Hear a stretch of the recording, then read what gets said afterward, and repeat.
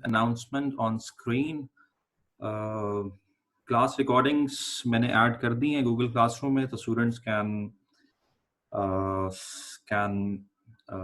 actually go through the recordings again in the Google Classroom. Go के हम recommend नहीं करते, and पहले orientation class में भी मैंने ये बात की थी कि आप recordings पे rely ना कीजिएगा. That doesn't mean that recordings are the replacement of live classes, कि आप live classes छोड़ दें या you got an excuse कि चलें recordings हैं तो हम बाद में देख लेंगे. जो आप लाइव अंडरस्टैंड कर सकते हैं वो आप रिकॉर्डिंग्स में अंडरस्टैंड नहीं कर पाएंगे. रिकॉर्डिंग सिर्फ इसलिए है कि अगर मिस हो गया या कॉन्सेप्ट आप दोबारा जरा रिवाइज करना चाहें तो आप रिवाइज कर सकते हैं. Still, those who are not able to sign into Google Classroom, they can give me their Gmail ID at zarinzishan@gmail.com. और जिन लोगों ने व्हाट्सएप ग्रुप ज्वाइन करना है वो मुझे 030086310005 पे टेक्स्ट कर दें. So ये तो होगी आज की अनाउंसमेंट. और now let me just go back. मैं क्विकली आपको Google Classroom दिखा दूं इस वक्त how it is populated. तो this is Google Classroom और आप यहाँ पे देख सकते हैं ओरिएंटेशन क्लास की रिकॉर्डिंग 16/4/2020 को जो हमने की थी वो इधर मौजूद है. आपने सिर्फ इसको क्लिक करना है और you will be able to get the link, और आप इस लिंक को क्लिक करेंगे and then you can see the recordings. Likewise 23/4 की जो क्लास थी, 25/4 की जो क्लास थी, recordings are available, right जी. So what we are doing today, हमने लास्ट क्लास में एजेंडा सेट किया हुआ आज की क्लास का. मैंने आपको प्रैक्टिस क्वेश्चंस भी भेजे थे. So आज हम वो प्रैक्टिस क्वेश्चंस करेंगे. There are 5 practice questions all from the exams. कुछ ICMAP के पेपर से हैं, कुछ ACCA के, कुछ सीमा के, कुछ CA के. So we will see हम कितने क्वेश्चंस कर पाए. मैंने आपको कहा था कि आप ऑलरेडी क्वेश्चंस अटेम्प्ट करके आइएगा ताकि आपको एक बेहतर idea what we are doing today. So आज हम ये करेंगे कि मैं कोशिश करूंगा कि क्वेश्चन एक कंप्लीट करूं as early as possible. I might speed up as well today. और उसके बाद I will give you a chance to ask me questions. लेकिन क्वेश्चंस बहुत बुनियादी ना पूछेगा. जस्ट अगर कोई एक आधा टेक्निकल पॉइंट है तो वो कंफर्म कीजिएगा. फॉर बेसिक्स आप इस लेक्चर को बेशक दोबारा रिकॉर्डेड मोड में सुन लें. So let's do it then. So let's start with the first question, and this is from the past paper of ICMAP Extra May 2014, question number 3. और ये क्वेश्चन काफी हद तक मिलता जुलता क्वेश्चन है. अगर आपने F5 की जो स्टडी टेक्स्ट में आपको पढ़ा रहा था उसमें से अगर आपने टेस्ट योर अंडरस्टैंडिंग क्वेश्चंस कर लिए हैं तो ये काफी हद तक उससे मिलता जुलता क्वेश्चन है. So what this question is about, ABC Limited has developed a design for a new product, Vesta. It intends to sell the product at full production cost plus margin of 40%. इसे note कर लेते हैं. So full cost plus a profit margin of 40%. Then the estimated production is given, material, labor, overheads, and the selling price. And the management of the company expects reduction. अब यहाँ से थोड़ा सा learning curve की जो story है वो start होती है. Management of the company expect reductions in the time to produce subsequent units of Vesta, and 80% learning curve is expected. So that is very important to note it down कि 80% learning curve जो है वो expected है. A customer has expressed an interest in buying units of Vesta and has asked the following. Now there are 3 requirements, A, B, C, and we need to do them individually. पहली requirement ये है कि if the customer bought the first Vesta for 25,200 and immediately ordered another one, what would be the selling price for the second Vesta? अब सवाल ये है कि अगर वो उसने खरीद लिया है, उसने ऑलरेडी एक यूनिट खरीद लिया है और अब वो इमीडिएटली दूसरे के लिए ऑर्डर करता है तो दूसरे की आप क्या प्राइस सेट करेंगे. अब लर्निंग कर्व थ्योरी ये कहती है कि जब कम्युलेटिव आउटपुट डबल होगी तो आपका जो cumulative average time per unit है वो फॉल कर जाएगा टू अ फिक्स परसेंटेज, और वो परसेंटेज इस क्वेश्चन में 80% दी हुई है.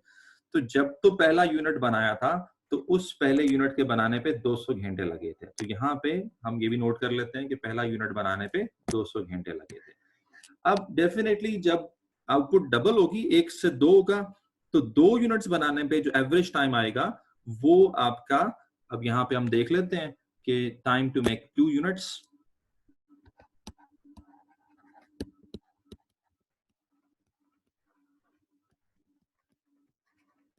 सो 200 टाइम्स 80%।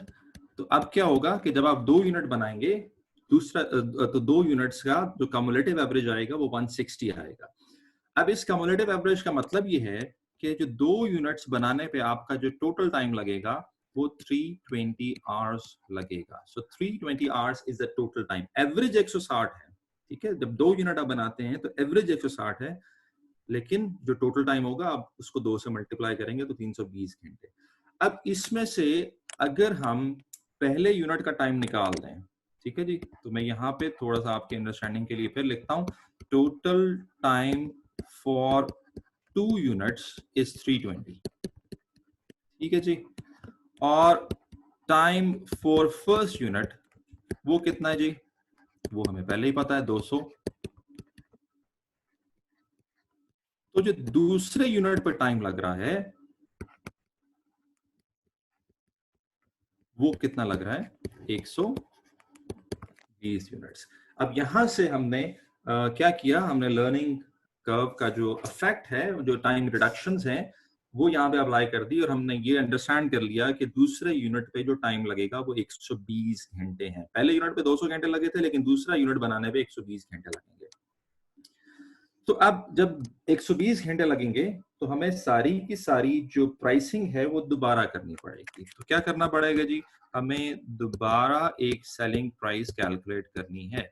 और कैसे कैलकुलेट करनी है, पहले हम कॉस्ट देख लेते हैं। कॉस्ट में क्या कुछ शामिल है, कॉस्ट में हमारा जी डायरेक्ट मटेरियल शामिल है, I will use abbreviations, direct labour शामिल है। कॉस्ट में हमारे जो हैं वो फिक्स्ड ओवरहेड्स शामिल हैं। So these things are given. अब मटेरियल का तो असर नहीं पड़ता, जाहिर सी बात है, मटेरियल तो उतना ही लगेगा। So you will take material as such 4000। हाँ, लेबर, लेबर पहले दी हुई थी 200 ज़रब 30, बिकॉज पहले यूनिट बनाने पे 200 आवर्स लगते थे, बट नाउ लेबर कितनी होगी, now you will multiply 120 with 30, क्योंकि दूसरा यूनिट बनाने पे जो टाइम लग रहा है वो 120 घंटे, जो इंक्रीमेंटल इजाफी टाइम लग रहा है वो 120 घंटे है। तो आप 120 इंटू 30 करेंगे 3600, और जो ओवरहेड्स उसने दिए हुए हैं वो ओवरहेड्स एक रेट दिया हुआ 40, राइट, अगर आप यहाँ पे नोट करें ओवरहेड्स का एक रेट दिया हुआ 40। तो अब आप ओवरहेड्स के लिए क्या करेंगे, अब आप 120 आवर्स को 40 से मल्टीप्लाई करेंगे, क्योंकि overheads are based on the labour hours. तो यहाँ पे we got the cost, total कर लिया, टोटल आ गया 12400। क्वेश्चन की रिक्वायरमेंट के मुताबिक इसमें प्रॉफिट मार्जिन डालना है। कितना प्रॉफिट मार्जिन डालना है, 40%। 40% प्रॉफिट मार्जिन डाला तो हमारे पास जो इसकी सेलिंग प्राइस आ गई वो 17,360 आ गई। तो डेफिनेटली उसकी इम्प्लीकेशन है कि जब आपका कम्युलेटिव आउटपुट डबल हुई तो आपका चूंकि कम्युलेटिव एवरेज टाइम कम हुआ, टोटल टाइम कम हुआ, सेकंड यूनिट पे लगने वाला टाइम कम हुआ, इससे आपके लेबर की कॉस्ट सेव हुई, इससे आपके ओवरहेड्स की कॉस्ट सेव हुई, और ultimately it and up in lower pricing. तो अब आप अपनी प्राइस को कम कर सकते हैं फॉर दी सेकंड यूनिट। तो ये तो थी इसकी रिक्वायरमेंट ए, ठीक है जी। मैं तीनों रिक्वायरमेंट करा के फिर आपसे कोई क्वेश्चन लेता हूँ। So just hold your question, और अगेन मैं रिपीट कर रहा हूँ, क्वेश्चन अगर तो कोई बेसिक सा हो तो उसको आप लेक्चर रिपीट करके समझ लीजिएगा, अगर आपसे कुछ मिस हो गया। अगर कोई टेक्निकल क्वेश्चन है, इंपॉर्टेंट क्वेश्चन है, तो उसको जरूर आप इधर पूछ लीजिएगा। B, if he waited until ABC has sold first 2 units, अब वो ये कहते हैं कि अगर ये कस्टमर वेट करता है कि पहले ये कंपनी 2 यूनिट्स बेच दे और फिर मैं खरीदूंगा, और कौन सा यूनिट खरीदूंगा, तीसरा और चौथा यूनिट खरीदूंगा, तो इसको तीसरे और चौथे यूनिट की एवरेज प्राइस क्या पड़ेगी। अब ये रिक्वायरमेंट्स को समझना बहुत इंपॉर्टेंट होता है, तो आपको क्लियरली समझ आना चाहिए कि वो आपसे पूछ क्या रहा है। तो वो आपको ये कह रहा है कि अगर ये कंपनी 2 यूनिट्स बेच दे तो फिर तीसरे और चौथे यूनिट की एवरेज प्राइस बता दें। अब मुझे सबसे पहले तो तीसरे और चौथे यूनिट्स की जो है वो प्राइस देखनी है कि तीसरे और चौथे यूनिट्स का टाइम देखना है। तो हमने देखा अभी जब हम रिक्वायरमेंट कर रहे थे तो हमने कहा टाइम फॉर फर्स्ट 2 यूनिट्स,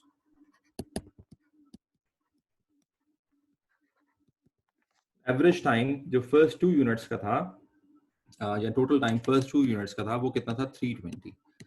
तो अब हम क्या करते हैं, अब हम जरा एक और कैलकुलेशन कर लेते हैं। अब हम ये देखते हैं कि अगर हम टोटल 4 यूनिट्स बनाएं, ठीक है जी, तो अगर हम टोटल 4 यूनिट्स बनाएं तो हमारा एवरेज टाइम कितना होगा और टोटल टाइम कितना होगा। तो चूंकि थ्योरी एवरेज टाइम पे आती है तो हम सबसे पहले एवरेज टाइम कैलकुलेट कर लेते हैं। तो cumulative average time for making 4 units,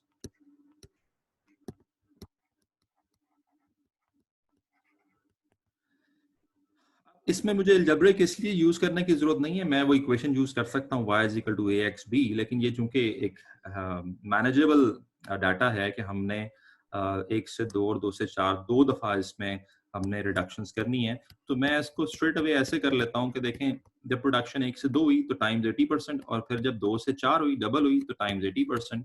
तो मेरा जो कम्युलेटिव एवरेज टाइम आएगा वो 200 टाइम्स 80% टाइम्स 80%, वो 128 आवर्स आएगा। और अगर मैं इसको 128 को 4 से मल्टीप्लाई कर दूं तो 4 यूनिट्स बनाने पे जो मेरा टोटल टाइम आएगा वो 512 है, विच मींस कि तीसरे और चौथे यूनिट का जो टाइम है, time for third and fourth unit, वो होगा 512 माइनस 320। सो तीसरा और चौथा यूनिट बनाने पे जो टाइम लगेगा वो लगेगा 192। और चूंकि क्वेश्चन में पूछा है एवरेज प्राइस कैलकुलेट करें तो मुझे एवरेज टाइम निकालना है। तो अगर मैं तीसरे और चौथे की सिर्फ एवरेज टाइम को देखूं तो मुझे अब 192 को 2 पे डिवाइड करना है। So I will get the average for third and fourth unit. तो यहाँ पे इस एनालिसिस के मुताबिक तीसरा और चौथा यूनिट बनाने पे जो एवरेज टाइम लगेगा वो 96 आवर्स लगेगा। अब जबकि हमें ये इन्फॉर्मेशन मिल गई है, अब हम वो सारी कॉस्टिंग दोबारा करेंगे विद 96 आवर्स, 96 आवर्स की लेबर लेंगे, 96 आवर्स के ओवरहेड लेंगे, तो हमें 96 आवर्स के मुताबिक तीसरे और चौथे यूनिट की एवरेज प्राइस आ जाएगी। ठीक है जी। So let's calculate the average selling price for third and fourth unit. तो मटेरियल पे कोई फर्क नहीं पड़ता, मटेरियल एज इट इज आ जाएगा। डायरेक्ट लेबर, अब देखें एवरेज कितने आवर्स लग रहे हैं 96, तो 96 आवर्स की जो आपकी लेबर होगी वो मल्टीप्लाई बाय 30 कर दें, तो 96 टाइम्स 30 हमारे पास लेबर आ जाएगी 2880। और फिर आप मैन्युफैक्चरिंग ओवरहेड्स ले लें again for the 96 hours multiply by 40, तो हमारे पास जो ओवरहेड्स आ जाएंगे वो 3840 हो जाएंगे। And if you add them all तो 10,720 की एक यूनिट कॉस्ट आती है, एक यूनिट की, क्योंकि यहाँ पे मैंने एवरेज ले लिया है, तो एक यूनिट की, चाहे वो तीसरा हो चाहे वो चौथा हो, उसकी जो कॉस्ट आ रही है वो 10,720 आ रही है। इसमें आप 40% प्रॉफिट मार्जिन डाल दें तो हमारे पास प्रॉफिट मार्जिन आएगा 4288। अच्छा, अब यहाँ पे आई होप कि आपको ये मार्कअप और मार्जिन का जो फिनोमिना है वो काफी क्लियर होगा, क्योंकि मैनेजमेंट अकाउंटिंग में और fundamentals of cost and management accounting में ये चीजें कवर हो जाती हैं। Markup is a percentage of profit on cost. अगर ये मार्कअप होता तो आप सिंपली जो कॉस्ट है उसका परसेंटेज ले लेते, और मार्जिन जो होता है वो percentage of profit on on selling price होता है। तो so this is also you should know। ठीक है जी। So third requirement,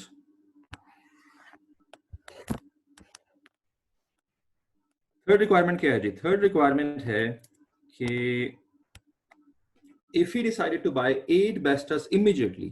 आप देखें ये तीनों जो रिक्वायरमेंट्स हैं ये इंटर रिलेटेड नहीं है, ये इंडिविजुअल हैं, पहले का दूसरे से ताल्लुक नहीं है, दूसरे का तीसरे से ताल्लुक नहीं है। अब वो ये कह रहा है कि अगर वो इकट्ठे 8 यूनिट बाय करने का सोचे इमीडिएटली तो फिर 8 यूनिट्स की प्राइस बता दें। तो अब यहाँ पे आपको क्या करना है, अब यहाँ पे आपको कम्युलेटिव एवरेज टाइम निकालना है फॉर 8 यूनिट्स।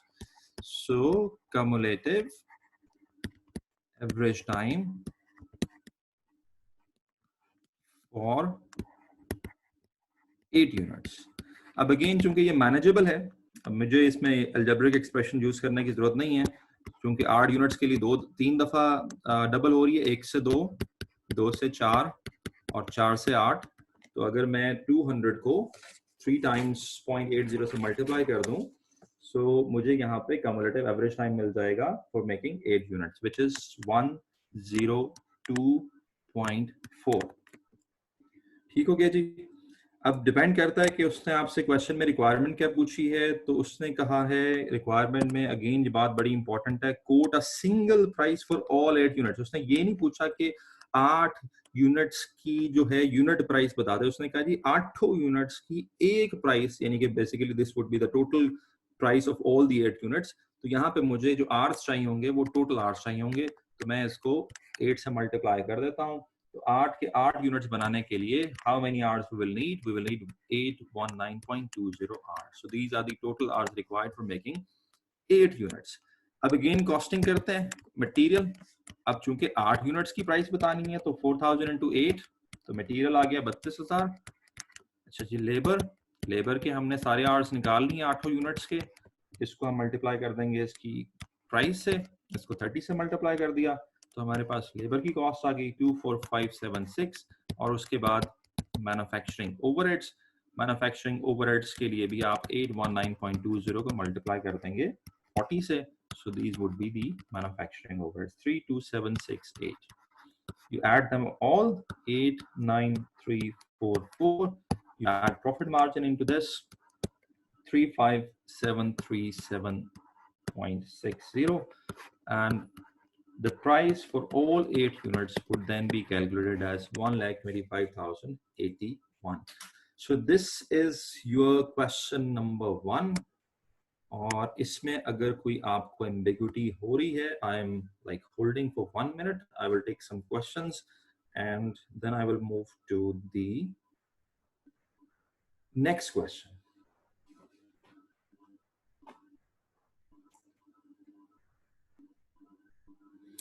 रिक्वायरमेंट सी में अलजेब्रिक फॉर्मूले से हो सकता है जी, बिल्कुल हो सकता है। फिर एक क्वेश्चन है जी, do companies actually use differential costing on different activity levels? जी बिल्कुल, डिसीजन मेकिंग के लिए डिफरेंशियल कॉस्टिंग ही यूज होती है। That is more relevant when managers make decisions, they use differential costing. Actually तो जो कॉस्टिंग है फॉर रिपोर्टिंग पर्पसेस वो डिफरेंशियल बेसिस पे नहीं होती। फिर है जी सर, अगर हम फॉर्मूला ना लिखें और आपकी तरह करें तो मार्क्स नहीं कटेंगे? बिल्कुल नहीं कटेंगे जी। देखें, आपने एक स्मार्ट वर्क करना होता है। यहाँ पे चूंकि फॉर्मूला अप्लाई करने में मुझे ज्यादा टाइम लगना था, मैंने फॉर्मूला अप्लाई नहीं किया, मैंने कॉन्सेप्चुअली कर लिया। तो जहां पे भी टाइम सेव हो आपका, अब यहाँ पे मेरा इस तरह से टाइम सेव हो रहा था, मैंने इस तरह से कर लिया। अब अगर वो मुझे कहता है 256 यूनिट्स की या 1024 यूनिट्स की बता दें, तो मैं फिर कहाँ से इस तरीके से कर सकता था? मैं फिर ऑब्वियसली फॉर्मूला यूज करता। तो मैनेजमेंट अकाउंटिंग और स्ट्रेटेजिक मैनेजमेंट अकाउंटिंग में what matters is that you do the right calculations and you end up with the right decision and right pricing and whatever is being asked. तो ये matter नहीं करता कि आप उस तक पहुंचते कैसे हैं, आप फॉर्मूला यूज करते हैं, आप कॉन्सेप्चुअली करते हैं।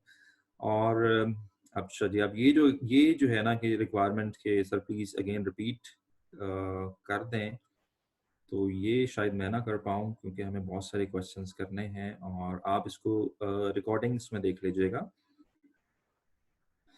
सर मैंने अभी ज्वाइन किया है, और कौन सा चैप्टर है, और एक बार ये क्वेश्चन रिपीट कर दें please. Again I will not be able to do this. Recordings Google classroom पे अवेलेबल हैं, आप पहले लेक्चर से शुरू हो जाएं, आप यहाँ तक खुद पहुँच जाएंगे। अदरवाइज मैं इसी तरह के आंसर्स शायद देता रहूँ। आई होप कि आप जब वो रिकॉर्डिंग्स पढ़ेंगे, सिर्फ 2 घंटे ऑलरेडी अभी आपके मिस हुए हैं, 2 लेक्चर्स, आप वो देख लें, उसके बाद ये देख लें, आपको खुद ही समझ आ जाएगी। राइट, बहुत सारे क्वेश्चंस कवर करने होते हैं, तो it will be very slow if I keep on repeating this.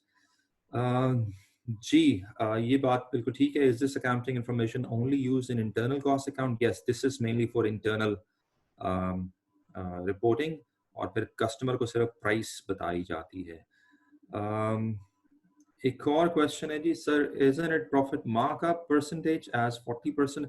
जी, ये मैंने भी अभी ऑब्जर्व किया है। परसेंटेज बेसिकली मार्कअप की ही दी हुई है, वर्ड मार्जिन का यूज हुआ हुआ है। तो अगेन ये एक थोड़ी सी आप कह लें कि जो चॉइस ऑफ वर्डिंग है वो गलत है, क्योंकि अगर आप उसके डाटा को भी देखें तो 18,000 का 40% 7200 बनता है, विच मीन्स कि ये मार्कअप है, बट समटाइम्स इसको फ्रेज करने में मार्जिन शायद लिखा गया है। ओके जी, वीडियो लेक्चर्स कहाँ होंगे? गूगल क्लासरूम में वीडियो लेक्चर्स होंगे। मैंने अभी बताया है। मैं अब बिल्कुल इसके लेक्चर के एंड में एक दफ़ा फिर बता दूंगा। मुझे अब ज़रा एक सीक्वेंस में चलने दें। मैं एंड में आपको फिर बता देता हूँ कि आपको लेक्चर्स और ये क्वेश्चंस कैसे मिलेंगे। राइट जी, उसके अलावा भी अगर आपका क्वेश्चन हो तो फिर व्हाट्सएप पे ड्रॉप कर दीजिएगा। Let me move to the second question. आप please hold on and questions stop कर दें और हम अगले क्वेश्चन पे चलते हैं। ठीक है जी, आखिरी सवाल भी चलें ले लेते हैं कि ये 35,737 क्या कैसे आया है। तो ये 40% है कॉस्ट का। ठीक है जी, मकसूद ये 40% है कॉस्ट का।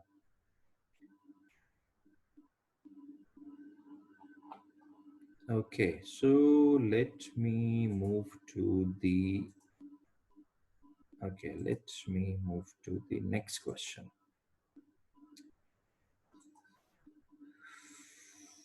Right. एक और चीज what I can notice is कि यहाँ पे इस वक्त there are 48 attendees who are taking lecture.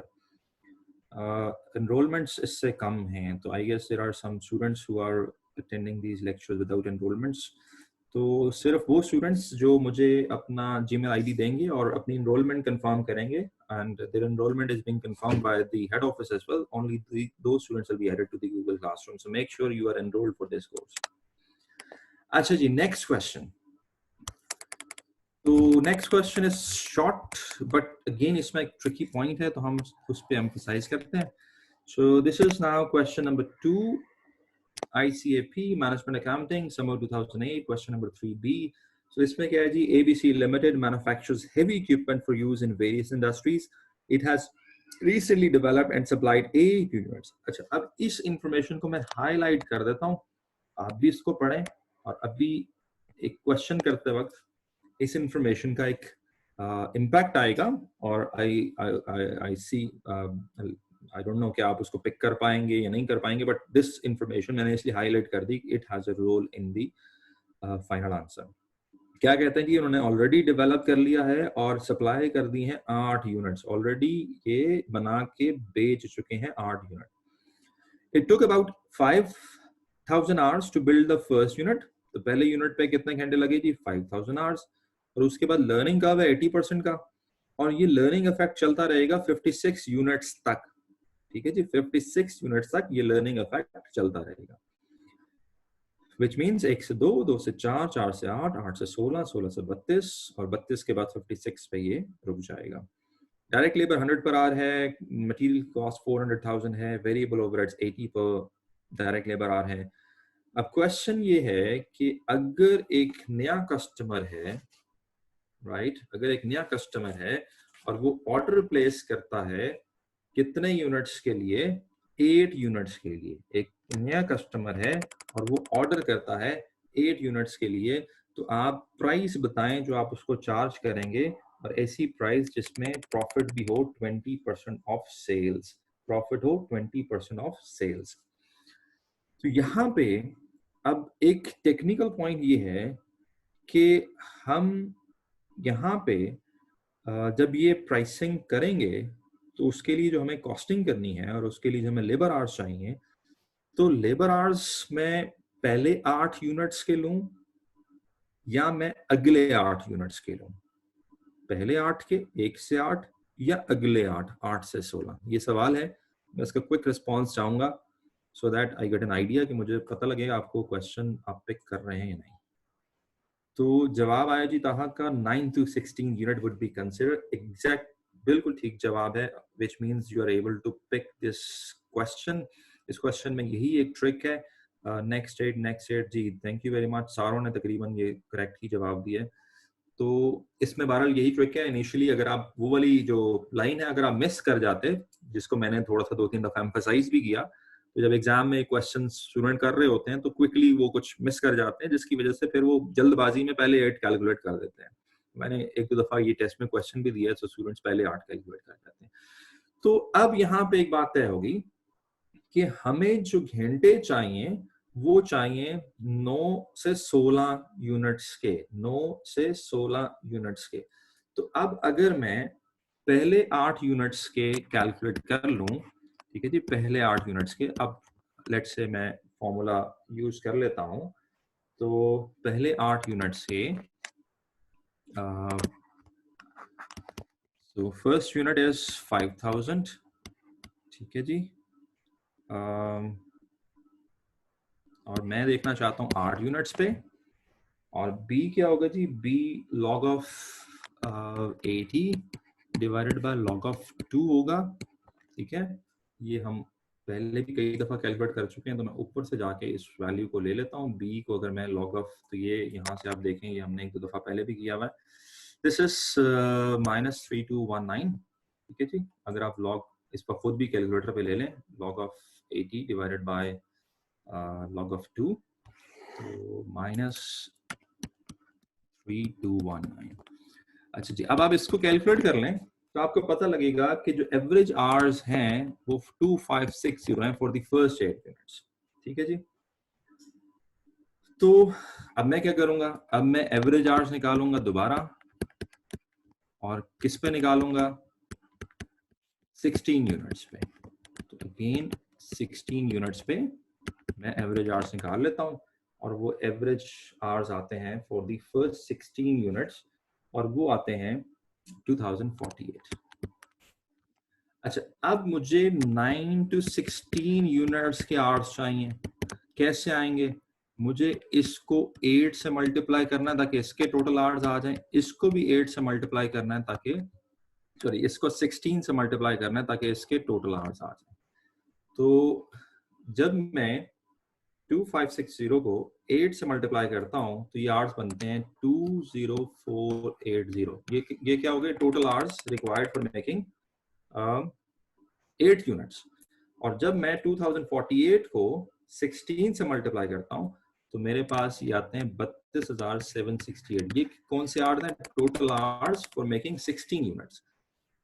तो अब 8 से 16 पे कितने घंटे लगे, यानी कि 9 से 16 पे, तो मैं 32,768 में से माइनस कर देता हूँ 20,480। तो 9 से 16 यूनिट्स पे मेरे 12,288 घंटे लगे। So basically that was one thing, जो कि एग्जैक्ट, जो अभी हम इससे पहले भी जब मैंने आपको क्वेश्चंस कराए थे तो मैंने उसमें इस तरह के क्वेश्चन कराए कि अच्छा 8वें यूनिट का टाइम कितना लगेगा, या इतने से इतने यूनिट्स का टाइम कितना लगेगा। तो एग्जैक्टली उसी पैटर्न से मैंने इसको सॉल्व कर लिया। अब जबकि हमने इसको सॉल्व कर लिया तो अब थिंग्स आर क्वाइट इजी, क्योंकि अब जो मटेरियल है वो उन्होंने दिया हुआ है, and material is given as 400,000 पर यूनिट। तो इसको कितने से मल्टीप्लाई करना है जी, 8 से। तो अगर मटेरियल 400,000 पर यूनिट है, इसको 8 से मल्टीप्लाई कर देते हैं, ये 3.2 मिलियन बन जाएगा। अब लेबर जो है, लेबर के घंटे अब हमारे पास आ गए हैं 12288, और जो लेबर की जो कॉस्ट है वो 100 पर आ है, तो यहाँ पे लेबर की भी अमाउंट आ जाएगी, राइट जी। और उसके बाद जो वेरिएबल ओवरहेड्स हैं, variable overheads, so they are like given as 80 per hour। तो उसके लिए हम वही लेबर के आवर्स लेंगे और उसको मल्टीप्लाई कर देंगे 80 से। so then क्या आ जाएगी, 983040। इस सारे को ऐड कर लें, 5411840। अब यहाँ पे वो कहता है जी आपने मार्जिन ऐड करना है, which should be 20% of sales। तो जब आप ये मार्जिन ऐड करेंगे 20% ऑफ सेल्स, वो बनता है 1352960, और ये आ जाएगा 6764800। अब ये सवाल कराते वक्त मेरा जो एम्फेसिस है वो आपको लर्निंग कर्व सिखाने पे है, और इसमें जो ये कैलकुलेशंस मार्कअप मार्जिन की आ रही हैं, आई अंडरस्टैंड कि ये आपको आती हैं। Now this time this is a genuine margin, this is not markup. Markup होता तो मैं 5411840 का 20% ले रहा होता, लेकिन अब मैंने क्या किया है, मैंने इसको चूंकि ये मार्जिन है तो मैंने इसमें अगर मैं आपको क्विकली कैलकुलेशन भी शो कर दूं हाउ दिस इज कैलकुलेटेड. सो हम क्या करते हैं जी, चूंकि ये मार्जिन है so this should be 20% and selling price को 100% ले लिया तो कॉस्ट कितनी होगी 80. तो इसको मैंने 80 से डिवाइड करना है, 20 से मल्टीप्लाई करना है. So we are then able to get the margin. जी, अगर आपके कोई क्वेश्चन आ रहा है ज़हन में तो आप पूछ लें, because I am done with the question. और जी, so I am waiting for your question now. Today we doing pretty quickly क्योंकि अब हम बहुत सारी थ्योरी और बहुत सारी चीजें कर चुके हैं. एक थ्योरेटिकल सवाल है बाय खालिद तानियाल, हाउ टू जज when learning curve is stop. तो ये तो वो आपको खुद बताएगा क्वेश्चन में कि लर्निंग कहाँ पे स्टॉप हो रही है. तो ये आपको खुद बताएगा. और practically obviously managers will be able to tell you this phenomena. Okay जी, so any other question?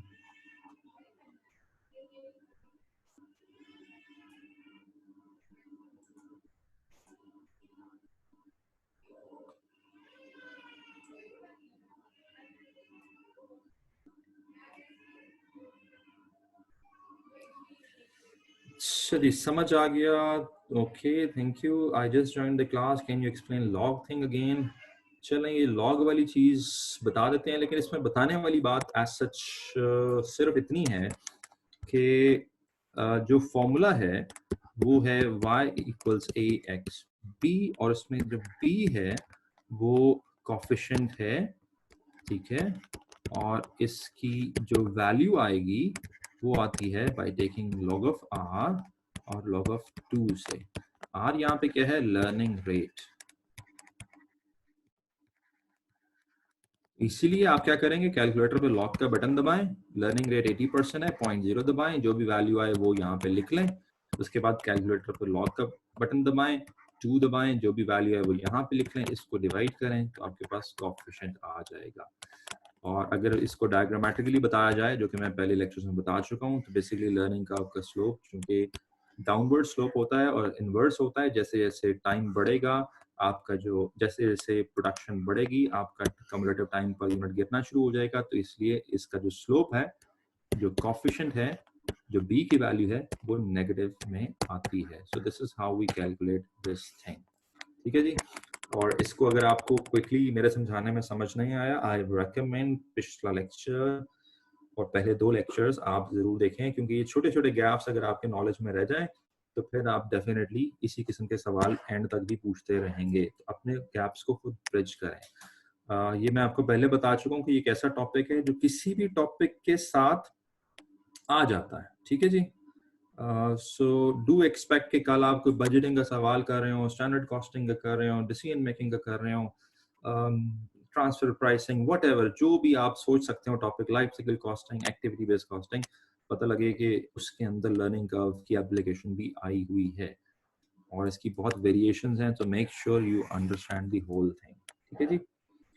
So moving to the next question, और ये अगेन ICMAP क्वेश्चन है पास्ट पेपर्स का. और what this question is about, तो जी अब यहाँ पे थोड़ा सा ये लॉग वाला और b की वैल्यू का भी थोड़ा सा दोबारा हम एम्फसाइज कर लेंगे. So this is fall 2017. High-tech engineering company is planning to introduce a new motorcycle in the market, and due to capacity constraint, they will outsource the final assembly of the product. Bill Autos, all the sub-assemblies, part components, and packing material will be provided by High-tech engineering. It is estimated that 100 units of motorcycles will be assembled in each batch, and it will take 220 labor hours to produce the first batch, and the learning curve is 89.7%, and from the 100th batch onward, each batch will take the same time as of 100th batch. अब ये यहाँ पे जो आपका एक सवाल था, one of the guy he was asking me कि कैसे पता लगेगा कि learning कहाँ पे जाके stop हो गई है. तो यहाँ पे question की stated information तो अब यहाँ पे आपको बता रही है कि लर्निंग 100वें बैच तक तो रहेगी, लेकिन 100वें बैच के बाद लर्निंग स्टॉप हो जाएगी, सीज हो जाएगी, और 100वें बैच के बाद चाहे आप 1000 और बैचेस बना लें, जितने भी बैचेस बना लें, तो जो 100वें बैच पर टाइम लगता है वही टाइम बकिया बैचेस पे लगेगा। तो learning stops at 100th batch. Overheads बता रहे हैं जी 2/3 है लेबर कॉस्ट का, और 1/3 कॉस्ट में ऐड करना है द मार्कअप। तो ये इंफॉर्मेशन के बाद कैलकुलेट क्या करने को कह रहा है, कैलकुलेट करने को कह रहा है labour hours required to produce first 100 batches. Very easy, ये तो स्ट्रेट अवे एप्लीकेशन है। y equals ax b, algebraic expression लिखा। y क्या होता है जी, कम्युलेटिव एवरेज टाइम, वही हम निकालना चाह रहे हैं। और ए क्या है जी, time required to make first batch, तो पहले बैच पे 220 घंटे लगते हैं, और कितने बैचेस का हम टाइम निकालना चाह रहे हैं, 100 का। और बी यहाँ पे क्या है, log of r divided by log of 2। आप खुद कैलकुलेट करना चाहें तो log ले लें 0.897 का, और log ले लें 2 का, डिवाइड कर दें तो b की वैल्यू आ जाएगी। वैसे आपके क्वेश्चन में b की वैल्यू जो है वो खुद दी हुई है, एंड दैट इज -0.1568, -0.1568। तो जब आप ये कैलकुलेशंस कर लेंगे तो जो टाइम लग रहा होगा आपको 100 बैचेस पे, वो कम्युलेटिव एवरेज जो आ रही होगी वो 106.862 आ रही होगी। और अगर मैं टोटल टाइम निकालना चाहूँ 100 बैचेस के लिए, तो मुझे इसको 106.862 को 100 से मल्टीप्लाई करना होगा। तो 100 बैचेस बनाने के लिए, पहले 100 बैचेस बनाने के लिए जो टाइम लग रहा होगा दैट वुड बी 10686। ठीक है जी, ये इतने घंटे लग रहे होंगे। तो ये पहली रिक्वायरमेंट हो गई। ठीक है जी, और दूसरी रिक्वायरमेंट है labour hours required to produce 100th batch.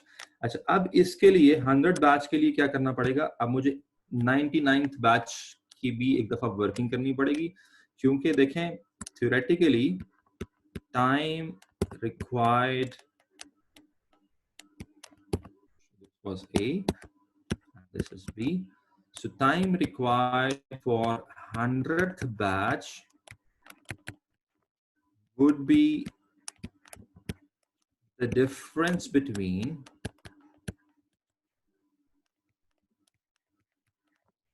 total time required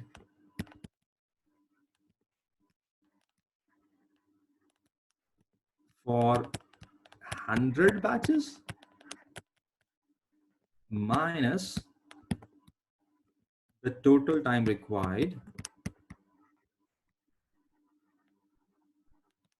for 99 batches. ये आप ज़हन में बिठाएं, और ये बात मैं 2 से 3 दफा रिपीट कर चुका हूँ मुख्तलिफ क्वेश्चंस में। तो यहाँ पे एक कैलकुलेशन तो हम कर चुके हैं कि 100 बैचेस पे टोटल टाइम कितना लगेगा। अब मैं एक दफा 99 बैचेस पे टोटल टाइम निकाल लेता हूँ। तो क्या करेंगे जी, उसी तरीके से x की जगह बस 99 लेना है, b की वैल्यू एज सच दी हुई है -0.1568, मेरे पास एवरेज टाइम आ जाएगा 107.030। इसको मैं जब 100 से मल्टीप्लाई करूंगा, सॉरी 99 से, तो जो टाइम आएगा वो 10,596 है। तो अब क्या होगा जी, 100th बैच का time would be the difference between 10,686 minus 10,596, and that would be equal to 90। तो देखें जी 90 आवर्स लगेंगे 100th बैच को। कुछ क्वेश्चंस आना शुरू हुए में हैं, मैं क्विकली जरा देख लूं। व्हाट्सएप नंबर मुझे दिया जा रहा है 90 आवर्स। अच्छा, कुछ लोगों ने कैलकुलेशन भी कर ली है, वेरी गुड जी। इंस्टेड मुझे आप ये यहाँ पे क्वेश्चन आंसर में अपने नंबर्स और जीमेल आईडीज दें प्लीज। मैंने आपको एक अपना नंबर शेयर किया है, मैं 1 मिनट दोबारा वो स्क्रीन आपसे शेयर कर लेता हूँ। This is almost the 3rd week and we need to sort this out. मेरे पास ऑलरेडी गूगल क्लासरूम में 30 स्टूडेंट्स आ चुके हैं, तो जो रह गए हैं वो मुझे अपना जीमेल आईडी मेरे आईडी पे सेंड करें, विच इज zmzishan@gmail.com। और अगर आप व्हाट्सएप ग्रुप में ऐड होना चाहते हैं तो यहाँ पे मेरा नंबर नोट कर लें, दैट इज 0300 863 1005। इस पर मुझे मैसेज भेजें। ये question and answer after the class खत्म हो जाते हैं, तो मैं इसको यहाँ पे इस वक्त लाइव एज सच नोट नहीं कर सकता, मेरा फोकस जो है वो चेंज हो जाएगा। ठीक है जी, मैंने आपको ये चीजें दोबारा बता दी हैं। आप मुझे मेरे जीमेल आईडी पे भेजें अपना जीमेल आईडी और मेरे नंबर पे एक टेक्स्ट कर दें और आपको मैं ऐड कर दूंगा। और मैं क्विकली एक दफ़ा आपको ये जो गूगल क्लासरूम की भी शेप दिखा दूं। जब आप इसे ज्वाइन करेंगे तो यहाँ पे आपको जो सबसे पहले आप जब इसे एंटर करेंगे तो आपने यहाँ पे क्लास वर्क में जाना है और क्लास वर्क में आपको तमाम syllabus, study text, kits, books, past papers सब कुछ मिल जाएंगे। ये देखें जी, हमारी पहली ओरिएंटेशन क्लास थी, इस क्लास की स्लाइड्स, इस क्लास की रिकॉर्डिंग्स अवेलेबल हैं। उसके बाद हमने 23/4 की जो क्लास ली थी उसकी रिकॉर्डिंग अवेलेबल है। उसके बाद हमने 25/4 की क्लास ली थी उसकी रिकॉर्डिंग अवेलेबल है। मैंने जो चैप्टर्स, जो नोट्स दिए थे वो अवेलेबल हैं। आज के जो प्रैक्टिस क्वेश्चन करा रहा हूँ वो अवेलेबल हैं। सो इससे ज्यादा what else I can do, मैंने कोशिश की है कि आपको किसी किस्म की कंफ्यूजन ना हो। एक ही चीज बस आपने करनी है, किसी तरीके से मुझे आप ये अपने आईडीज शेयर कर लें ताकि मैं आपको ऐड कर लूं। एक्सेस कब तक होगी? होपफुली जब तक आप मेरे साथ हैं। ठीक है जी, तो मैं क्वेश्चन पे दोबारा जाता हूँ। देखें ना, अब ये इस सारे चक्कर में हमारा सीक्वेंस बहुत डिस्टर्ब होता है। तो ये जो है, अच्छा अब हमने 2 रिक्वायरमेंट्स कर ली। एक हमने 100 बैचेस के आवर्स निकाल लिए, फिर हमने 100वें बैच के आवर्स निकाल लिए। अब वो कहते हैं जी बिड करें फॉर 1 मोटरसाइकिल और बिड प्राइस निकाल दें एक मोटरसाइकिल की। और उसके लिए आप एज्यूम करें कि उस पर जो टाइम लगेगा वो जो 100वें बैच पर टाइम लगेगा वही उस पर लगेगा। ठीक है जी, 100वें बैच पर, वो हम निकाल चुके हैं कि 100वें बैच पर 90 घंटे लगते हैं। तो अब हम बिड कैलकुलेट कर लेते हैं जी। हमारे पास जो इन्फॉर्मेशन है उसके मुताबिक हमारे पास लेबर की कॉस्ट है। तो सबसे पहले मैं लेबर की कॉस्ट को ऐड करता हूँ। तो 100वें बैच पे 90 आवर्स लगते हैं, तो 90 इंटू लेबर की कॉस्ट 500 है, तो 90 इंटू 500 45,000 लेबर कॉस्ट आएगी। और उसके बाद जो ओवरहेड्स दिए हुए हैं, तो क्वेश्चन के मुताबिक जो ओवरहेड्स हैं वो 1/3 है लेबर कॉस्ट का। सो मैं 45,000 का 1/3 ले लेता हूँ, तो ओवरहेड्स आ गए 15,000। और सॉरी, ओवरहेड्स आर 2/3। ठीक है जी, 2/3। सो 2/3 वुड देन बी 30,000। तो ये मेरे पास टोटल कॉस्ट आ गई 75,000। और इसके अंदर वो कहते हैं जी कि आपने मार्कअप ऐड करना है, और मार्कअप जो है वो 1/3 ऑफ द कॉस्ट है। तो 75,000 का 1/3 25,000 इसमें ऐड कर दिया। तो यहाँ पे मेरे पास जो बिड प्राइस आई, ठीक है जी, बिड प्राइस वो आ गई 100,000। ये एक बैच की है। अब सवाल में नोट कर लें, उसने क्या पूछा, उसने कहा एक मोटरसाइकिल की। तो अब 100,000 को बैच में 100 मोटरसाइकिल्स हैं, 100 पे डिवाइड कर दें, तो एक मोटरसाइकिल की जो बिड प्राइस आएगी वो 1000 आएगी। So that is your question, which is based on the previous workings. Again, I'm holding for like 1 minute, and if you want to ask me, तो मैं आपको जवाब दे देता हूँ। Mudassir said you're highly cooperative. Thank you very much. We try कि आपको किसी किस्म की प्रॉब्लम ना हो, because we understand कि ये uncertain times चल रहे हैं और स्टूडेंट्स काफ़ी प्रॉब्लम है। ओके, तो जी, तो ओके, प्रीवियस वर्किंग शो कर दूं जी, एक दफ़ा क्विकली देख लें। ये प्रीवियस वर्किंग है। हमने सबसे पहले 100 बैचेस का टाइम निकाला जो आया 106.862 और टोटल टाइम आया 10,686 आवर्स। फिर हमने 100वें बैच के लिए 99 बैचेस पे टोटल टाइम निकाला। फिर हमने 100 और 99 बैचेस का डिफरेंस लिया तो 90 आवर्स आ गया। और फिर हमने 90 आवर्स पे कॉस्टिंग की, और कॉस्टिंग करने के बाद हमने जो है वो बिड प्राइस निकाल ली। ठीक है जी, thank you for inducing clarity and delivering a well prepared lesson. Umar, thank you very much, आपने पहले भी अप्रिशिएट किया। Thank you for being expressive. बहुत सारे लोग बहुत कुछ सोच रहे होते हैं, एक्सप्रेस नहीं करते, चाहे अच्छी बात हो बुरी बात हो, but you are expressive. Sir अब क्लास क्या फ्राइडे को भी होगी? डेफिनेटली क्लास फ्राइडे को भी होगी इसी टाइम पे। So let me move on to the next question. अब होल्ड करिएगा अपने कमेंट्स को, मजीद ना लिखिएगा, अदरवाइज फिर मैं लॉस्ट हो जाऊंगा आपके कमेंट्स में। ठीक है जी, next question. And I guess चूंकि 10 मिनट रहते हैं तो शायद हम यही एक क्वेश्चन कर पाएं और एक क्वेश्चन मिस हो जाएगा, वो फिर उसका सोल्यूशन मैं आपको भेज दूंगा, वो आप फिर खुद समझ के कर लीजिएगा। तो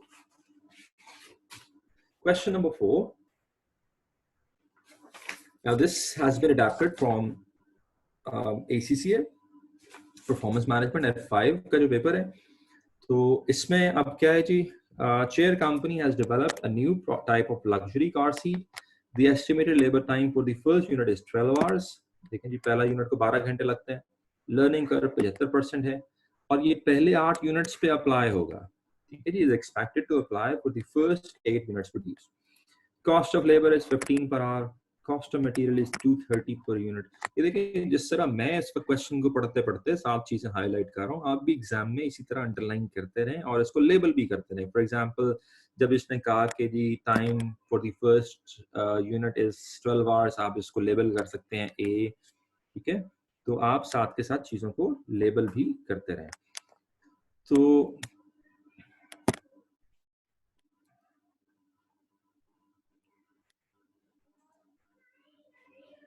okay, so chair company plans on pricing the seat by adding a 50% markup to the total variable cost per seat, with the labor cost being based on the incremental time taken to produce the 8th unit. अच्छा, ये फिर again बड़ा important है कि अब वो एक pricing plan बना रहे हैं जिसमें वो 50% मार्कअप ऐड करेंगे वेरिएबल कॉस्ट पर सीट पे, और उसमें जो लेबर कॉस्ट वो लेंगे वो वाली लेबर कॉस्ट लेंगे जो उस टाइम पे बेस कर रही होगी, जो टाइम इजाफी लगेगा 8वें यूनिट पे। इसका मतलब है जो हमने कॉस्टिंग करनी है वो उस टाइम की बेस पे करनी है जो 8वें यूनिट पे लग रहा है। ठीक है, so that is quite clear. 8वें यूनिट पे जो टाइम लग रहा है उसकी बेस पे आपने करनी है। अच्छा, अब मैं जरा टाइम बचाने के लिए जो रिक्वायरमेंट ए है, मैं उसमें आपको सिर्फ ये बता रहा हूं कि जब हम मैं थोड़ा सा, यानी कि इस वक्त टाइम बचाने के लिए मैं आपको ये बता रहा हूं कि जो कम्युलेटिव टाइम लगेगा, क्योंकि ये बात अब हम बहुत दफा कर चुके हैं, कम्युलेटिव टाइम पहले मैं 8 यूनिट्स पे निकालूंगा। कम्युलेटिव एवरेज टाइम पहले मैं 8 यूनिट्स पे निकालूंगा, तो वो आएगा जी 5.0628, 5.0628, और फिर मैं कम्युलेटिव एवरेज टाइम निकालूंगा 7 यूनिट्स पे, तो वो आ रहा है 5.353513, और फिर मैं इसके टोटल्स निकाल लूंगा, इसको 8 से मल्टीप्लाई कर दूंगा, इसको 7 से मल्टीप्लाई कर दूंगा, और फिर मैं जब डिफरेंस लूंगा तो मेरे पास 7वें यूनिट का टाइम आ जाएगा, इंक्रीमेंटल टाइम 8वें यूनिट का, तो वो मैं यहाँ पे लिख रहा हूँ 3.043518। ये कैसे कैलकुलेट हुआ, हम बहुत दफा ये कर चुके हैं, इसलिए मैं आप थोड़ा सा फास्ट फॉरवर्ड जा रहा हूँ ताकि विद इन टाइम हम इस क्वेश्चन को कर सकें। सो दिस इज द टाइम, और कौन सा टाइम है? incremental time to produce 8th unit, 8वें यूनिट को बनाने के लिए इतना टाइम लगना चाहिए। यही उससे हमें कहा था, और उसने कहा कि फिर आप प्राइस भी कैलकुलेट कर दें, और ये हमने 8वें यूनिट का टाइम निकाल के अब हम कॉस्टिंग कर लेते हैं। तो कॉस्टिंग हम कैसे करेंगे? कॉस्टिंग करने के लिए हम जो है सबसे पहले मटेरियल ले लेते हैं। Material is given as 230, question में गिवन है। लेबर ले लेते हैं। अच्छा, अब जो लेबर कॉस्ट होगी वो कैसे होगी? हमने इस टाइम पे, ये जो अभी हमने टाइम कैलकुलेट किया 3.043518 मल्टीप्लाई बाय लेबर के रेट से मल्टीप्लाई कर दें, और लेबर का रेट क्या है जी 15, तो इसको 15 से मल्टीप्लाई करें, तो लेबर की कॉस्ट आ गई विच इज 45.65। और जो मटेरियल और ओवरहेड्स, इसमें ओवरहेड्स भी शामिल थे, ये मैं नहीं लिख सका, तो ये मिला के जो टोटल कॉस्ट बनती है वो 275.65 बनती है। और इसमें अगर मैं क्वेश्चन के मुताबिक जो मार्कअप है वो ऐड कर दूं 50%, तो जो सेलिंग प्राइस है वो बनती है 4413.47915। ठीक है जी। तो छोटी मोटी कैलकुलेशन है, आप खुद भी कर सकते हैं। मैंने आपको एक सिर्फ ब्रॉडर आइडिया देना है बहुत सारे क्वेश्चंस में जो इंपॉर्टेंट पॉइंट्स हैं। और आप भी जब क्वेश्चंस प्रैक्टिस करें तो आप नोट कीजिएगा कि क्वेश्चन में रेपिटेशन होती है। तो कुछ एलिमेंट्स तो वही होते हैं, बार बार y is equal to x b करना पड़ रहा है, बार बार लर्निंग रेट निकालना पड़ रहा है, बार बार बी निकालना पड़ रहा है, बार बार कम्युलेटिव टाइम टोटल टाइम निकालना पड़ रहा है। लेकिन क्वेश्चन, हर क्वेश्चन की थोड़ी सी नौयत चेंज हो जाती है। कभी वो पूछता है जी कि इंक्रीमेंटल टाइम की बेस पे आप प्राइसिंग कर दें, बिड कर दें, अच्छा पहले 8 ऑर्डर कर दिए, अगले 8 का बता दें। तो क्वेश्चन में जो यूनिक चीज है उसको इंटरप्रेट आप जरूर करें, उसको अंडरस्टैंड करें, उसकी बेस पे पॉइंट्स भी बना लें, नोट्स भी बना लें, क्योंकि कल आप ये सारे क्वेश्चन दोबारा नहीं कर सकते। मैं आपको देने को 30 क्वेश्चन भी दे सकता हूँ लर्निंग का, आपके हर क्वेश्चन नहीं किया जा सकता, लेकिन जो भी क्वेश्चन आप कर रहे हैं मेक श्योर कि उसका जो लर्निंग पॉइंट है, जो लर्निंग आउटकम है, वो वाला नहीं जो बार बार रिपीट हो रहा है, बल्कि वो वाला जो पहली दफा आपने सुना और पढ़ा और किया, उसको आप साइड पे करके अलग से नोट्स में वो पॉइंट भी लिख लें कि अगर ये पॉइंट आ जाए तो इसको किस तरीके से करना है। तो आपकी जो जो जो नोट्स हैं, जो रिवीजन नोट्स हैं, वो भी प्रिपेयर हो जाएंगे और रिवीजन के वक्त आपको ये सारे क्वेश्चन दोबारा नहीं करने पड़ेंगे। ठीक है जी। तो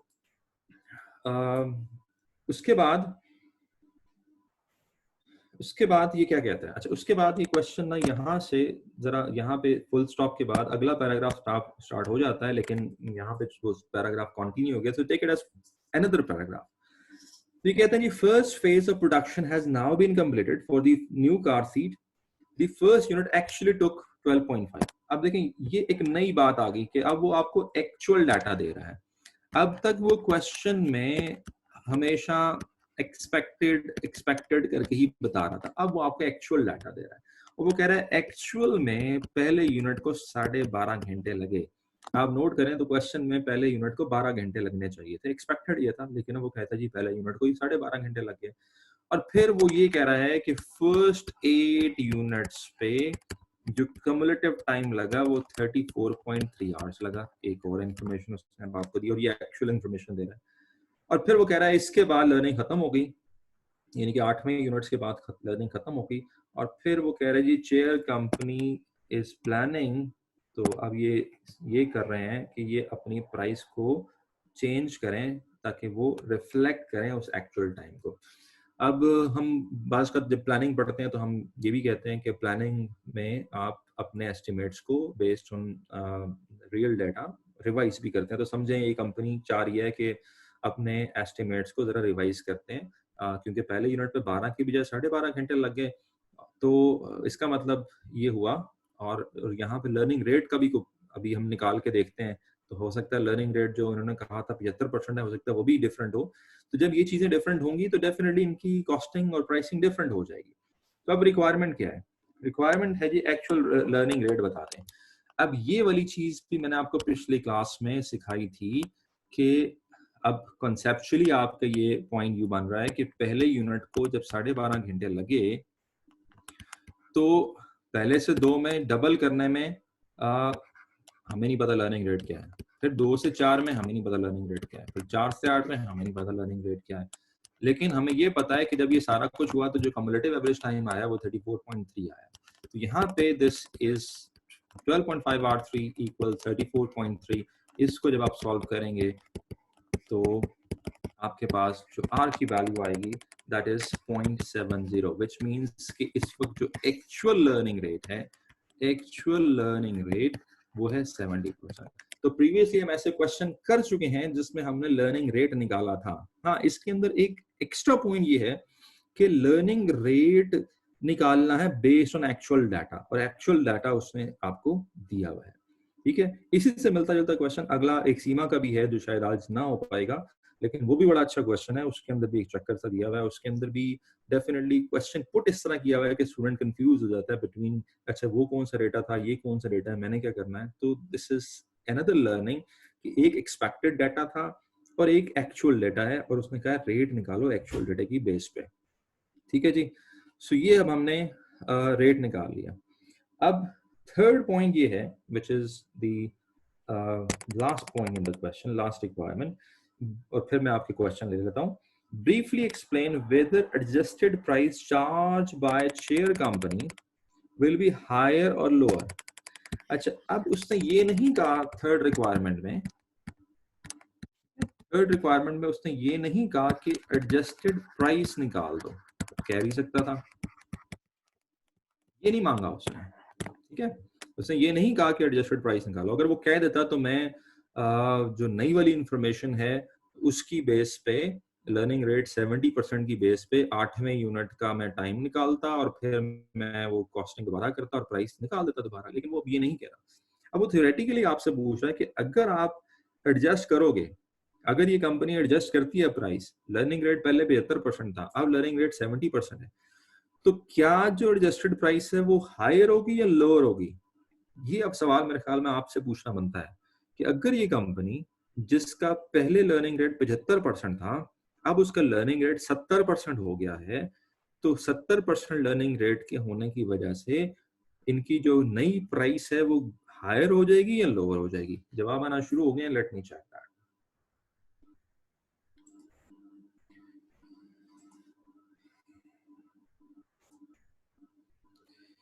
जी, ये कहते हैं जी लोअर हो जाएगी।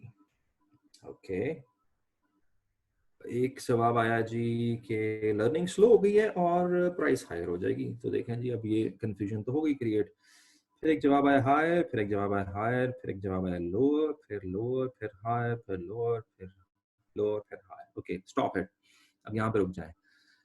So thank you for your participation. अब यहाँ पे नोट करें, ये आधे रिस्पॉन्सेस ऑलमोस्ट हायर के हैं, आधे लोअर के हैं। अच्छा, अब इसको यूं समझें, अब एक रिस्पॉन्स ये था कि लर्निंग जो है वो कम हो गई है। देखें, लर्निंग कम नहीं हुई, लर्निंग बढ़ गई है।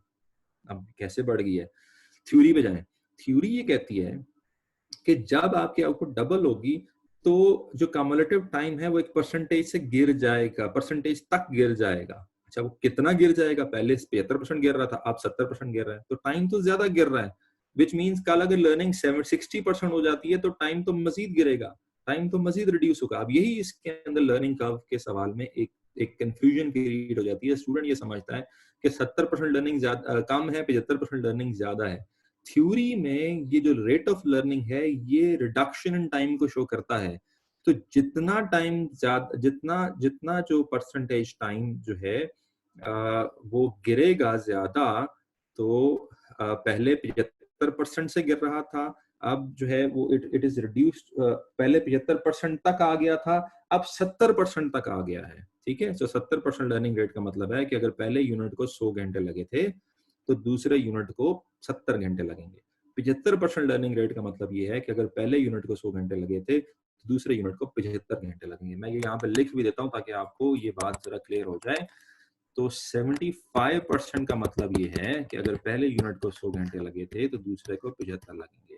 70% का मतलब ये है कि अगर पहले यूनिट को 100 घंटे लगे थे तो दूसरे को 70 घंटे लगेंगे। अब देखें जी, टाइम कहाँ पे बचा? 70% पे। तो जब 70% पे टाइम बचेगा, कॉस्ट कम आएगी, तो डेफिनेटली प्राइस भी कम आएगी। तो इसका थ्योरेटिकल जवाब ये है कि adjusted price will be lower. ठीक है जी, कैलकुलेट नहीं करना। तो एसीसी में अक्सर ये थ्योरेटिकली पूछ लेते होते हैं, आपसे शायद कैलकुलेट भी करवाया जा सकता था। So this is the interpretation. ठीक है जी, तो now let me come to the last point, और I am almost left with 1 minute as well. तो यहाँ पे एक और क्वेश्चन अब जो मैं आपको छोड़ के जा रहा हूँ, आप इसको खुद देख लीजिएगा। This is Seema P1 May 7। आज हमने काफी क्वेश्चन की कवरेज कर ली। तो इस क्वेश्चन में भी कुछ ऐसा ही है कि हमने एक्चुअल लर्निंग रेट निकालना है। अब चूंकि मैं आपको पिछला क्वेश्चन करा चुका हूँ तो शायद ये क्वेश्चन आपके लिए करना आसान हो और फिर उसकी इम्प्लीकेशंस बतानी है। So this question is very similar to the question we did in question number 4. So if you apply the similar pattern, you should be able to do it. The way information is given might confuse you. So I leave it to you and you can then uh, give me a text अगर आपको ये बात समझ नहीं आती. कल का topic पूछा जा रहा है, तो कल का टॉपिक है life cycle costing. I am following the course outline as it is, तो जैसे जैसे वहां पे टॉपिक्स लिखे हुए हैं तो मैं वैसे वैसे पढ़ा रहा हूँ। कल I will not do anything related to learning curve. कल का जो टॉपिक है वो सोली लाइफ साइकिल कॉस्टिंग होगा। हम थ्योरेटिकली अंडरस्टैंड करेंगे, एक आधा क्वेश्चन करेंगे, और परसों शायद उसके मजीद एग्जाम प्रैक्टिस क्वेश्चंस करें।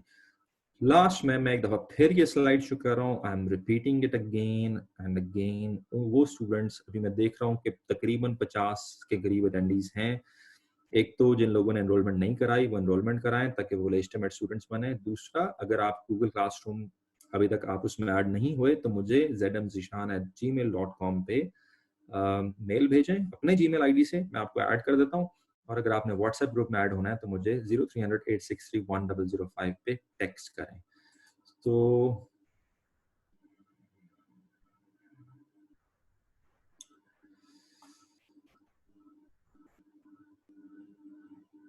So that's it. So thank you very much and see you tomorrow. Allah Hafiz.